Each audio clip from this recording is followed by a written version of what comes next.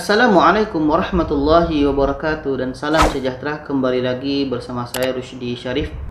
Baiklah, pada kali ini info yang sangat penting bagi kita, bahawa tadi jam 2 Menteri Kanan Bahagian Keselamatan Datuk Seri Ismail Sobri Yaakob memberikan info yang sangat penting bagi warga asing yang ada di negara Malaysia ini, iaitu tentang visa mati. Jadi teman-teman semua, sebelum ini selama PKP, visa yang mati selama PKP boleh duduk di Malaysia ini sampai PKP berakhir. Berlanjut juga dengan PKPB, warga asing yang mati visanya selama PKP masih boleh duduk di Malaysia. Atau visa yang mati bermula 1 Januari 2020 masih boleh duduk di Malaysia. Tapi berdasarkan sidang media yang disampaikan oleh Datuk Seri Ismail Sobri Yaakob tadi, bahawa visa yang mati selama PKP sebelum ini atau yang bermula 1 Januari tahun 2020 itu nampaknya tidak bisa lagi untuk tinggal sampai 31 Agustus 2020.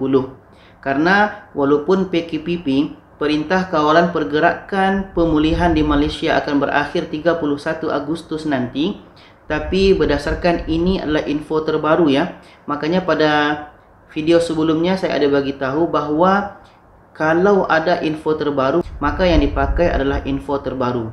Jadi kita lihat beritanya. Teman-teman lihat di sebelah. Di sini beritanya baru saja ya. Di sini judulnya adalah tiada alasan visa tamat tempoh. Di bawahnya, tiada alasan untuk warga asing yang visa mereka sudah tamat tempoh untuk tinggal lebih lama di negara ini. Jadi teman-teman yang visa mati sebelum ini, yang selama PKP atau bermula 1 Januari 2020, sekarang kena balik. Menteri Kanan Keselamatan Datuk Seri Ismail Sobri Yaakob berkata, dakwaan kononnya warga asing terbabit tidak boleh memperbaharui visa mereka tidak tepat karena urusan di Jabatan Imigresen sudah lama dibuka sejak pelaksanaan Perintah Kawalan Pergerakan Bersyarat PKPB ya. Kita faham jika sebelum ini mereka tidak boleh memperbaharui visa karena pejabat Jabatan Imigresen masih ditutup, tetapi urusan sudah boleh dilakukan sejak PKPB bermula. Malah sebelum ini saya pernah beritahu bahawa warga asing yang ingin pulang ke negara asal hanya perlu menunjukkan tiket penerbangan mereka di lapangan terbang. Jadi tiada alasan untuk tinggal lebih lama di negara ini. Beliau berkata demikian pada sidang media harian Perintah Kawalan Pergerakan Pemulihan di sini hari ini jam 2 tadi ya. Beliau berkata demikian ketika menjawab dakwaan kononnya warga asing yang tidak dapat memperbaharui visa mereka ditahan Jabatan Imigresen atas kesalahan tinggal lebih masa di negara ini. Ismail Sobri berkata, beliau tidak menolak kemungkinan warga asing yang ditahan itu menyalahguna visa pelancong yang diberikan dengan bekerja di negara ini. Okey, ini hati-hati yang bagi visa pelancong yang gunakan untuk bekerja. Tidak ada alasan pejabat atau imigresen ditutup seperti dahulu. Cuma saya tidak tahu itu benar atau tidak. Mungkin visa pelancong mereka digunakan untuk bekerja.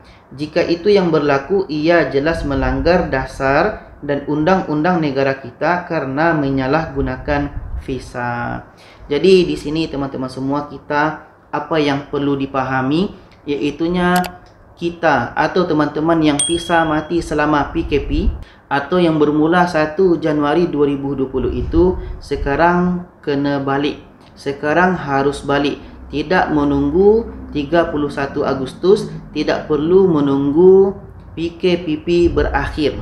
Kenapa begitu? Memang betul juga secara logiknya bahawa sekarang semua sudah dibenarkan. Merentas negeri sudah dibenarkan. Flight ada, AirAsia sudah mulai stabil, Garuda ada, MAS ada, untuk feri pun ada dari Johor, apakah dari Situalang, apakah dari Pasir Gudang. Kalau di PD belum ada info lagi. Kalau teman-teman ada info, mohon komen di bawah ya.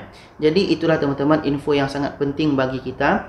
Jangan tunggu lama lagi, jangan lama-lama lagi duduk di sini. Ketika teman-teman sudah tahu berita ini, teman-teman kena balik. Dan jikalau kita balik minggu depan, apakah kita di imigresen kena denda atau kena saman? Itu wallahu a'lam. Tapi kalau berdasarkan dugaan saya bahawa yang surat hari itu pelancong atau visa yang mati selama PKPP boleh balik selepas 14 hari bekerja. Jadi teman-teman bersegeralah balik, jangan lama lagi duduk di sini. Dan saya doakan semua urusan teman-teman semua, urusan kita dimudahkan oleh Allah Subhanahu wa taala. Dan jangan lupa share video ini kepada yang lainnya supaya lebih ramai yang tahu. Terima kasih. Wassalamualaikum warahmatullahi wabarakatuh.